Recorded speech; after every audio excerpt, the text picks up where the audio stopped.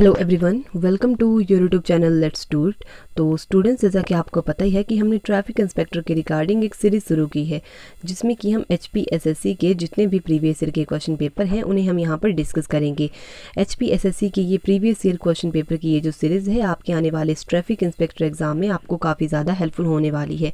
Traffic inspector exam के लिए तो HPSSC की प्रीवियस ईयर क्वेश्चन पेपर की सीरीज़ जो है आपके लिए हेल्पफुल होगी, पर इसके साथ साथ में ट्रैफिक इंस्पेक्टर के साथ साथ अगर आप किसी और एग्ज़ाम की प्रिपरेशन भी कर रहे हैं HPSSC के रिगार्डिंग, तो उसमें भी ये सीरीज़ जो है आपके लिए काफ़ी ज़्यादा हेल्पफुल होने वाली है।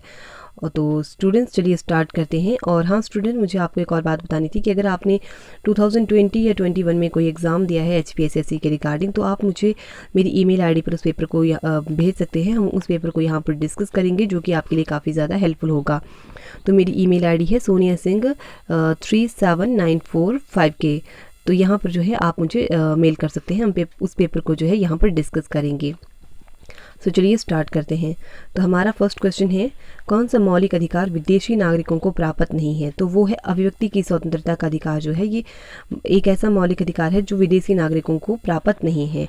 तो अभिव्यक्ति की स्वतंत्रता के अधिकार की बात करें तो ये एक तरह का स्वतंत्रता का अधिकार है और भारतीय संविधान के अनुच्छेद 19 में जो है तो स्वतंत्रता के अधिकार का वर्णन है। और स्वतंत्रता का ये जो अधिकार है इसे संविधान की रीढ़ की हड्डी भी कहते हैं या संविधान की बैकबोन जो है स्वतंत्रता के अधिकार को कहते हैं। ये क्वेश्चन भी कई बार पूछा जाता है। तो भारतीय संविधान में जो अनुच्छेद 19 जो है उसमें 6 तरह की स्वतंत्रताओं का वर्णन किया गया है। तो इन 6 तरह की स्वतंत्रताओं की अगर हम बात करें तो वो हैं बोलने की स्वतंत्रता, शांतिपूर्वक, दूसरी है शांतिपूर्वक बिना हथियारों के एकत्रित होने की स्वतंत्रता, तीसरी है संघ बनाने की स्वतंत्रता, चौथी है कहीं भी घूमने फिरने की स्वतंत्रता, पांचवी है कहीं भी निवास और बसने की स्वतंत्रता, और छठी है कोई भी व्यापार या जीविका चलाने की स्वतंत्रता। तो ये जो है 6 तरह की स्वतंत्रताएं हैं। इसकी बात करते हैं विधि के समक्ष समानता। तो भारतीय संविधान के अनुच्छेद 14 जो है इसमें जो है इसका वर्णन किया गया है। शरीर और जीवन की स्वतंत्रता के अधिकार का वर्णन जो है ये भारतीय संविधान के अनुच्छेद 21 में दिया गया है। और शोषण के विरुद्ध अधिकार जो है ये अनुच्छेद 23 से 24 के बीच में जो है शोषण के विरुद्ध अधिकार का वर्णन है। तो अनुच्छेद 23 जो है इसमें मानव के दुर्व्यवहार और बलात् श्रम का प्रतिषेध जो है ये इसमें किया गया है अनुच्छेद 23 में। और अनुच्छेद 24 जो है इसमें कहा गया है कि 14 वर्ष से कम आयु वाले किसी बच्चे को जो है कारखाने वगैरह में नहीं लगाया जा सकता है, उससे किसी भी तरह का जोखिम भरा काम नहीं करवाया जा सकता है। ये कहा गया है अनुच्छेद 24 में। तो ये पॉइंट्स भी आपको नोट रखने हैं। नेक्स्ट क्वेश्चन की बात करते हैं। हमारा नेक्स्ट क्वेश्चन है, निम्न में से कौन सी नियुक्ति भारत के राष्ट्रपति द्वारा नहीं की जाती है? तो वो होता है लोकसभा स्पीकर। लोकसभा स्पीकर जो होता है उसकी नियुक्ति भारत का राष्ट्रपति नहीं करता है, बल्कि भारत के मुख्य न्यायाधीश, एयर स्टाफ का प्रमुख, सेना प्रमुख, इन सभी की नियुक्ति जो है वो प्रेसिडेंट करता है। नेक्स्ट क्वेश्चन की बात करते हैं, संघ सरकार का उच्चतम सिविल सेवक कौन है? तो संघ सरकार का उच्चतम सिविल सेवक कौन होता है? तो वो होता है होम सेक्रेटरी, गृह सचिव। ऑप्शन नंबर सी यहाँ पर राइट आंसर है। नेक्स्ट क्वेश्चन की बात करते हैं, आपातकाल की उद्घोषणा को संसद के समक्ष उसके अनुमोदन के लिए रखा जाना चाहिए। तो आपातकाल की उद्घोषणा को संसद के समक्ष उसके अनुमोदन के लिए रखा जाना चाहिए 1 माह के भीतर, 1 महीने के भीतर। तो अगर हम बात करें आपातकाल की, तो भारतीय संविधान जो है उसमें 3 तरह के आपातकाल का वर्णन है। तो 3 तरह के आपातकाल कौन? एक तो 352 के तहत लगाया जाता है, एक 356 और एक 360। तो 352 के तहत लगाया जाता है नेशनल इमरजेंसी। तो नेशनल इमरजेंसी की अगर हम बात करें तो ये 2 कंडीशन में लगता है। अगर जो है किसी विदेशी राज्य ने यहाँ पर आक्रमण कर दिया हो तब जो होता है वो नेशनल इमरजेंसी लगती है। और दूसरा होता है कि देश के अंदर जो है अगर विद्रोह हो जाए तब नेशनल इमरजेंसी लगती है। और एक और होता था पहले अशांति के आधार पर, देश में अगर अशांति फैल जाए तब लगता था नेशनल इमरजेंसी, बट अब उसको ख़त्म कर दिया गया है क्योंकि इंदिरा गांधी के टाइम में इसका बहुत ज़्यादा मिसयूज़ हुआ था। 356 की अगर हम बात करें तो ये जो होता है 356 राज्यों में संवैधानिक तंत्र विफल होने पर 356 लगाया जाता है। और 360 जो होता है ये वित्तीय आपातकाल है। और जो आपातकाल होता है ये मंत्रिमंडल की सलाह पर राष्ट्रपति द्वारा लगाया जाता है और इसे जो होता है नेशनल इमरजेंसी को लागू करता है राष्ट्रपति। तो जब होता है नेशनल इमरजेंसी लगाई जाती है तो इसका जो अनुमोदन होता है वो संसद को देना होता है। संसद की किसी भी सदन, लोकसभा या राज्यसभा में से किसी भी सदन को देना पड़ता है 30 दिन के अंदर अंदर। और जब भी संसद जो होती है वो फिर बाद में जो होती है, अगर नेशनल इमरजेंसी को बढ़ाना हो तो संसद में जो होता है तो एक प्रस्ताव पास करना पड़ता है। अगर वो पास हो जाए तो 6 मंथ के लिए जो होता है तो नेशनल इमरजेंसी लग जाती है। तो नेक्स्ट क्वेश्चन की बात करते हैं अब। तो हमारा नेक्स्ट क्वेश्चन है, भारत के उपराष्ट्रपति को हटाने का प्रस्ताव पारित किया जा सकता है। तो अगर भारत के उपराष्ट्रपति को हटाना हो तो ये प्रस्ताव जो है संसद के किसी भी सदन में लगाया जा सकता है। नेक्स्ट क्वेश्चन की बात करते हैं, निम्न में से कौन सा राज्य लोकसभा का केवल एक सदस्य चुनता है? तो वो है सिक्किम। सिक्किम में जो है लोकसभा का केवल एक सदस्य चुना जाता है, लोकसभा का केवल एक सदस्य। और त्रिपुरा से लोकसभा के 2 सदस्य चुने जाते हैं, और मणिपुर से जो है लोकसभा के 2 सदस्य चुने जाते हैं, और अरुणाचल प्रदेश से भी जो है तो लोकसभा के 2 सदस्य चुने जाते हैं, 2 मेंबर। नेक्स्ट क्वेश्चन की बात करते हैं, विधेयक के निम्न में से किस वर्ग को केवल लोकसभा में ही प्रारंभ किया जा सकता है? तो वो होता है धन विधेयक। धन विधेयक जो होता है, मनी बिल, यानी जिसे हम मनी बिल भी कहते हैं, तो ये केवल और केवल लोकसभा में ही प्रारंभ किया जाता है सबसे पहले। नेक्स्ट क्वेश्चन की बात करते हैं, स्वतंत्र भारत में प्रथम महिला मुख्यमंत्री कौन थी? तो स्वतंत्र भारत में महिला मुख्यमंत्री थी सुचेता कृपलानी, जो कि यूपी की थी। नेक्स्ट क्वेश्चन की बात करते हैं, भारत में पंचवर्षीय योजना को अंतिम रूप से अभी स्वीकृति प्रदान की जाती है। तो ये किसके द्वारा की जाती है? ये राष्ट्र विकास परिषद के द्वारा प्रदान की जाती है, जिसे हम कहते हैं नेशनल डेवलपमेंट काउंसिल। और नेशनल डेवलपमेंट काउंसिल की बात करें तो इसकी स्थापना हुई थी 6 अगस्त 1952 को। और नेशनल डेवलपमेंट काउंसिल यानी कि राष्ट्र विकास परिषद जो है, इसे सुपर कैबिनेट की संज्ञा भी दी गई है। तो कई बार क्वेश्चन पूछा जाता है कि सुपर कैबिनेट किसे कहते हैं, तो वो कहते हैं राष्ट्र विकास परिषद को। तो ये पॉइंट्स भी आपको नोट रखने हैं। नेक्स्ट क्वेश्चन की बात करते हैं, भारत के संविधान के किस अनुच्छेद के अनुप्रयोग द्वारा वित्तीय आपातकाल की उद्घोषणा की जाती है? तो वित्तीय आपातकाल की उद्घोषणा की जाती है अनुच्छेद 360 के तहत। और ऑप्शन नंबर 1 की बात करें 352 की, तो 352 के तहत लगाई जाती है नेशनल इमरजेंसी, यानी कि राष्ट्रीय आपातकाल लगाया जाता है 352 के तहत। और ऑप्शन बी यानी कि 356 की बात करें तो 356 जो है राज्यों में संवैधानिक तंत्र विफल होने पर 356 का प्रयोग किया जाता है। और अनुच्छेद 370 की बात करें तो ये जम्मू कश्मीर को जो है एक विशेष राज्य की स्थिति प्रदान करता है, जो अब समाप्त कर दिया गया है, क्योंकि जम्मू कश्मीर को जो है एक यूनियन टेरिटरी बना दिया गया है। नेक्स्ट क्वेश्चन की बात करते हैं, भारत के संविधान के किस संशोधन ने शिक्षा का अधिकार प्रदान करने वाला एक नया अनुच्छेद 21A संविधान में अंतः स्थापित किया है? तो इसका राइट आंसर है ऑप्शन नंबर ए। तो भारतीय संविधान के अनुच्छेद 21A में जो है शिक्षा के अधिकार का वर्णन है, और 21A को जोड़ा गया था 86वें संविधान संशोधन 2002 के द्वारा। और अनुच्छेद 21A में कहा गया है कि 6 से 14 वर्ष की आयु के बच्चों को निःशुल्क और अनिवार्य शिक्षा प्रदान की जाएगी। नेक्स्ट क्वेश्चन की बात करते हैं, और इसकी अगर हम 88वें ऑप्शन नंबर बी 88वें संशोधन की बात करें तो 88वां संशोधन 2003 जो है ये सेवाओं पर कर का प्रावधान का वर्णन करता है।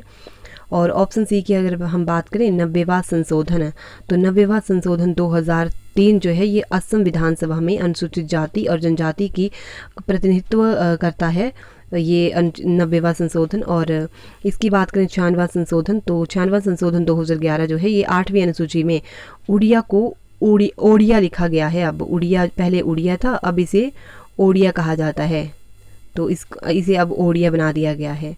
नेक्स्ट क्वेश्चन की बात करते हैं, अंत्योदय कार्यक्रम का मुख्य उद्देश्य था। तो अंत्योदय कार्यक्रम का मुख्य उद्देश्य क्या था? तो ये था निर्धनतम की सहायता करना। तो ऑप्शन नंबर जो है यहाँ पर इसका डी राइट आंसर हो जाएगा।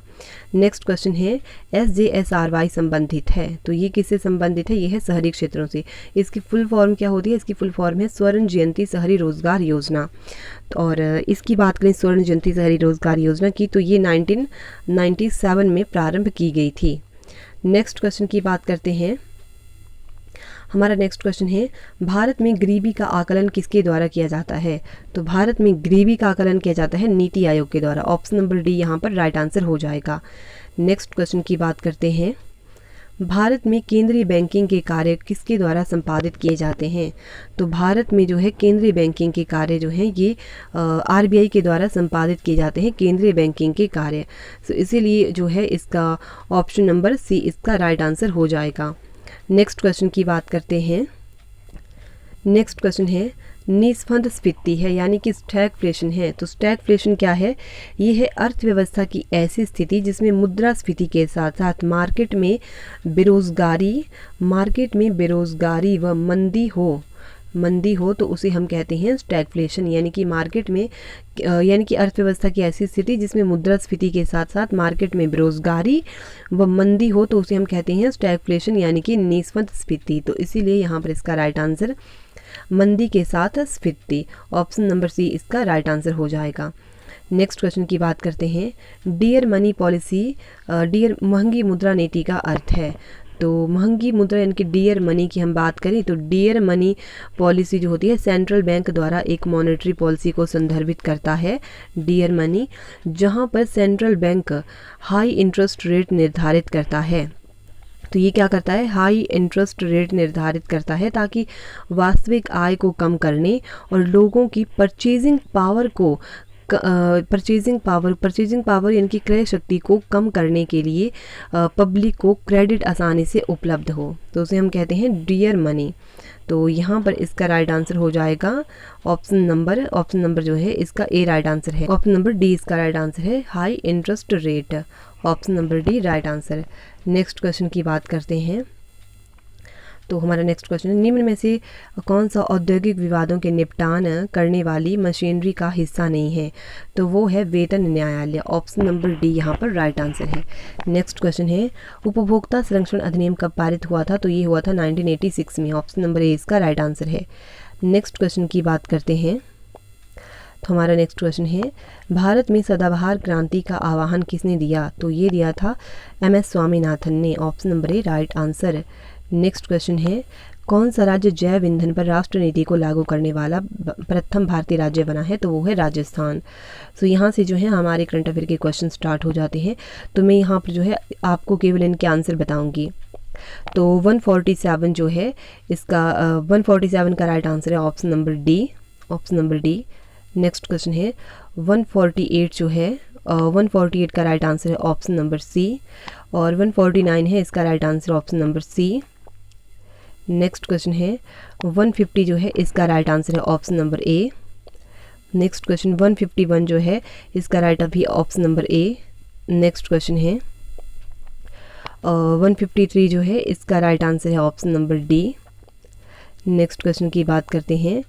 153 जो है इसका राइट आंसर है option number D. Next question है 154 जो है इसका राइट आंसर है option number D. Next question 155 जो है इसका राइट आंसर है option number C. Next question 156 का right answer option number A. Next question 157 इसका right answer option number B.